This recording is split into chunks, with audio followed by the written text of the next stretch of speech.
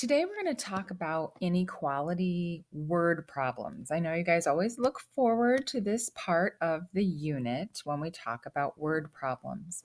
But I want you to remember when you read a problem to circle the numbers and find the key words.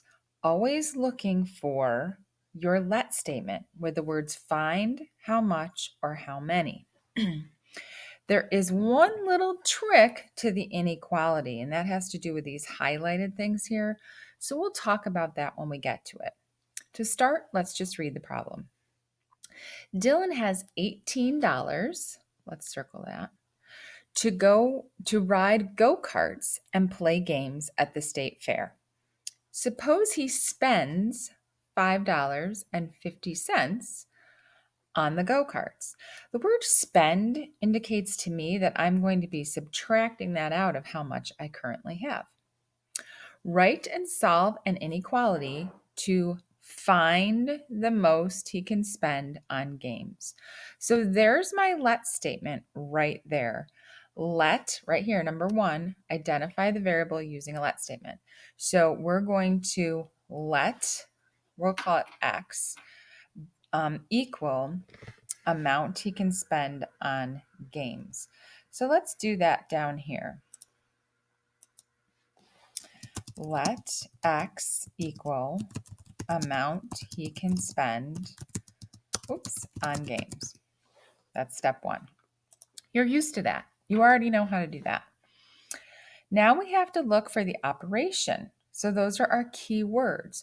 We already talked about how the word spends means that I'm going to be subtracting.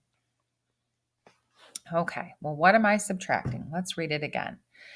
Dylan has $18 to ride the go-karts and play the games. Suppose he spends $5.50 on the go-karts.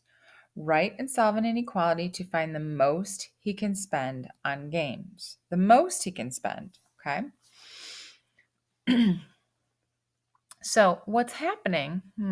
Well, if we were working backwards, we'd be subtracting. But what we're really doing is we're taking the games.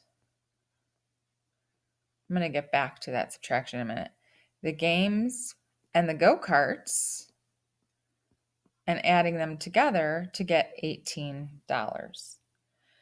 And we know that X is how much he can spend on games. So this is X. And we said that go-karts was $5.50. So here's your equation. Now let's go back. It doesn't say to spend all of your $18. It says the most he can spend on games. Maybe he doesn't spend all of it. If you're talking about the most you can spend, you can't spend more than 18. You can't go over 18. So when you see the words most, it makes you think of a greater than sign, but it's really less than because you can't go over 18. In reverse, if it asks for the least, it means you have to spend up to that amount. So anything greater than or equal. So those keywords tell you to replace your equal sign with one of these, but they kind of seem like they're the opposite of what they say. The most is a less than or equal to, the least is a greater than or equal to.